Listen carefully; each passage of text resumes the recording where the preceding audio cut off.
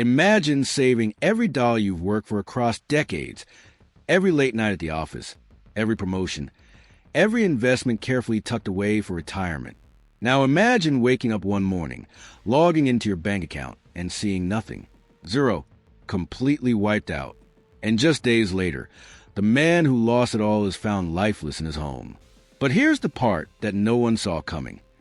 Investigators would later discover that one of the hackers responsible was his very own son, his third child, his flesh and blood. Before we dive into this chilling case, tell me in the comments where you're watching from, and don't forget to subscribe to BYTE Crimes. Your support is what motivates us to keep bringing you gripping, educational stories like this, stories that peel back the dark corners of the internet and cybercrime. So sit back, because tonight we begin the full story. Our story takes us to the quiet suburbs of Baltimore, Maryland. The victim, Robert Mitchell, was a 50-year-old man who had lived most of his life by the book. Friends describe him as old school, the kind of man who believed hard work and discipline would always pay off. Robert wasn't wealthy by flashy standards. He didn't drive sports cars or vacation on yachts. But he was steady. For nearly 30 years, he worked as a project manager at a mid-sized construction firm. His wife, Marlene, ran a small home business, and together they raised 3 children. Robert was the kind of father who believed in sacrifice. Every paycheck, he put something aside into a retirement account, into savings, even into a small stock portfolio.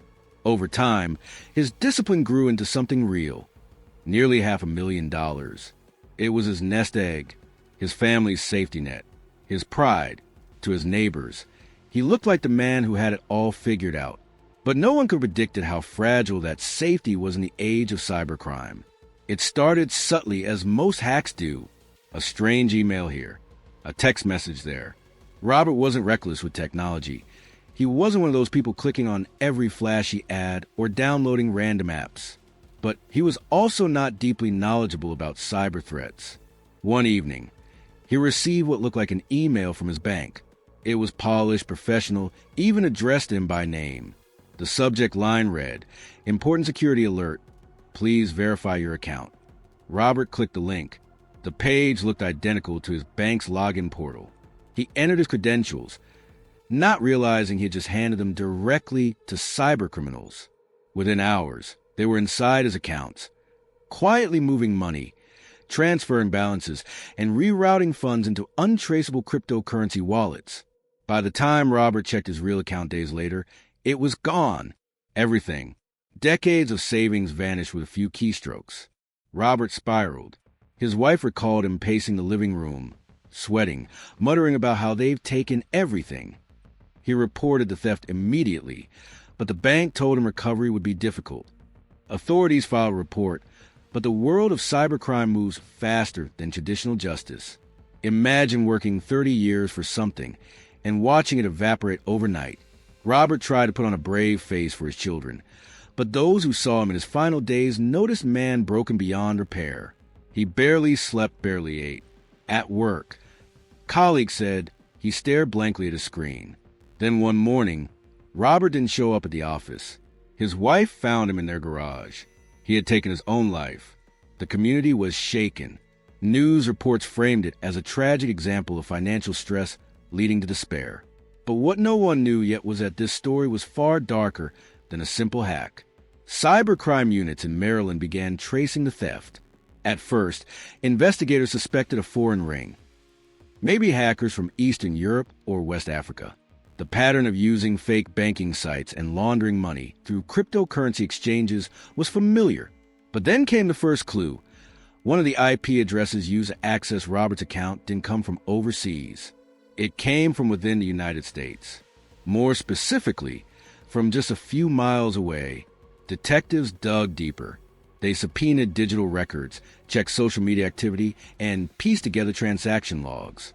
While much of the money was gone into the black hole of crypto, a portion of it had been split into smaller accounts. One of those accounts was tied to someone shockingly close to Robert, his son, Daniel Mitchell. Daniel, Robert's 25-year-old third child, had always been different. While his older siblings followed traditional paths, college, steady jobs, family life, Daniel was restless. He had dropped out of community college, bounced between part-time jobs, and spent countless hours online. He wasn't directionless, though Daniel had a talent. He was good with computers. Very good. By his teenage years, he was already tinkering with code, running small online schemes, and experimenting with digital exploits. His parents thought it was just a phase, but Daniel's obsession only grew. Behind closed doors, he was connected to underground hacker forums. He admired the digital outlaws who could siphon millions with a few lines of code. To him, cybercrime wasn't just theft, it was power, and investigators would soon learn. Daniel wasn't just part of the group that hacked his father. He was the insider, the leak, the one who fed his hacker friends the personal details needed to break through Robert's defenses. Before we continue, I'd like to hear your thoughts. Could you ever imagine betraying your own family for money? Drop your comments below, and let's talk about it. Now back to the story. It turned out Daniel had been watching his father for years. He knew Robert's routines, his accounts, his security questions. He had overheard phone calls about bank details, seen documents left carelessly on the kitchen counter, and even convinced his dad once to try a new password manager app. That wasn't what it seemed. Every detail Daniel collected, he shared with his hacker circle. They built a profile of Robert so complete, the phishing email was practically guaranteed to work. And it did. To the outside world, Robert was just another victim of cybercrime. But inside the Mitchell home, the betrayal was deeper than anyone could comprehend. When police knocked on Marlene Mitchell's door to ask about her son, she nearly collapsed. Her husband was gone, her savings gone, and now they were telling her Daniel might have been involved. Robert's two older children, furious and heartbroken, refused to believe it at first. Daniel would never, one of them said, but the digital trail was clear. His devices were seized. His online handles are linked to hacker forums. And the damning piece, small deposits in Daniel's hidden crypto wallets traced directly to the stolen funds. The case was no longer about nameless hackers in the dark web. It was about a son who helped destroy his own father. As investigators pressed Daniel for answers, he didn't deny it. In fact, his attitude shocked even hardened detectives. He wasn't ashamed. He wasn't apologetic. If anything, he seemed almost proud. Why would a son betray his father like this? What drove him to cross such a line? And most importantly, was Robert's death truly the end of the story, or was there even more darkness waiting to be revealed? Daniel Mitchell sat in a gray interrogation room, his hands cuffed loosely to the table. Across from him, detectives laid out the evidence. The IP logs, the forum chats, the wallet addresses. For most suspects, this was a moment they cracked. But Daniel didn't flinch. Instead, he leaned back and smirked. You think I'm the only one who would have done it? Everyone's playing the game. My dad was just too old to keep up. The detectives were stunned, not just at the crime, but at the sheer coldness in Daniel's voice. This wasn't a son racked with guilt. This was a hacker who saw his father not as family, but as just another mark. Why did Daniel do it? Investigators sought help from forensic psychologists to understand the mind of the son who could betray his father so brutally. It came down to a mix of resentment, greed, and disconnection. Daniel had always felt overshadowed by his siblings. His father's praise seemed reserved for the children who followed the right path. To Daniel, hacking wasn't just about money. It was about proving he could control something. But here's the tragic irony.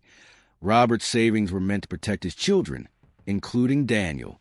The nest egg Daniel destroyed was his inheritance too. News of Daniel's arrest spread quickly. Neighbors who once saw the Mitchell family as stable and hardworking were left speechless. Local news outlets ran the story under headlines like, "Son accused in father's financial ruin and death." When cybercrime hits home, family betrayal in Maryland, the community that once admired the Mitchells now whispered in disbelief. Parents warned their kids about the dangers of the internet.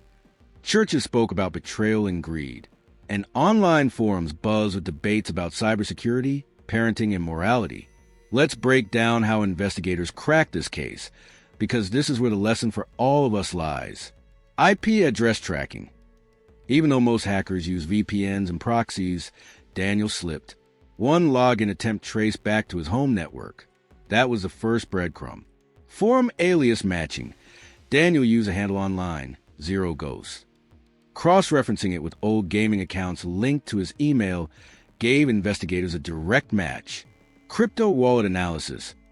Contrary to what many believe, cryptocurrency isn't 100% anonymous. Blockchain records transactions permanently. Detectives followed small transfers until they connected to a wallet Daniel had used on a mainstream exchange.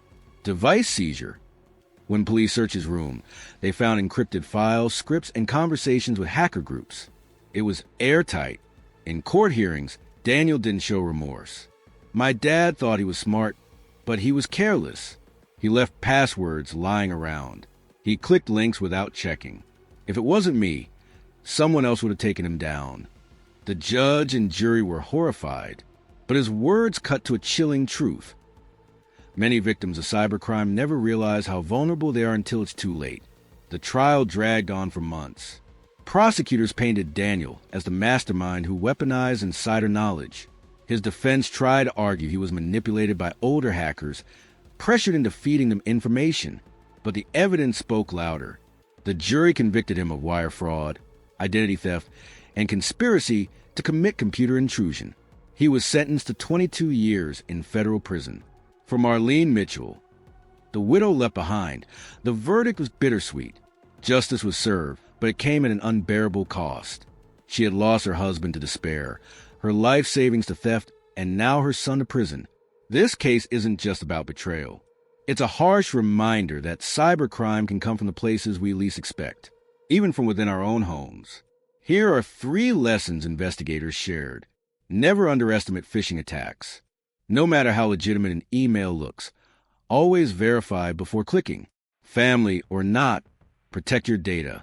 Insider threats, whether from coworkers, friends, or relatives, are one of the biggest risks in cybersecurity. Cybercrime is never victimless. Behind every successful hack is a real person, a family, a life that can be destroyed. Cybercrime units across the U.S. used the Mitchell case in training programs. It became an example of how digital theft isn't just financial. It's psychological and emotional warfare. Community organizations launched seminars teaching people how to spot phishing emails, secure their accounts, and use two-factor authentication. Robert's tragedy, though devastating, opened eyes to just how vulnerable ordinary families are in the digital age. Imagine the pain of Marlene Mitchell, burying her husband while sitting in court to watch her son in chains. Imagine the guilt Robert might have felt in those final moments, never knowing the betrayal came from the child he once tucked into bed. Cybercrime doesn't just empty bank accounts. It empties homes. It shatters trust. It leaves scars no firewall can heal. And so, the story of Robert and Daniel Mitchell reminds us of a chilling truth. Sometimes the greatest dangers don't come from strangers on the internet, but from the people closest to us. Thank you for staying with me through this heartbreaking story. If it moved you, if it made you think twice about your own digital safety, then don't just click away. Please like this video. Drop your thoughts in the comment section below. And most importantly, subscribe to BYTE Crimes. Your support is what keeps us going, what allows us to continue sharing these powerful, educational, and emotional stories about the hidden world of cybercrime. Until next time, stay safe, stay vigilant, and remember, in the digital age, trust is fragile,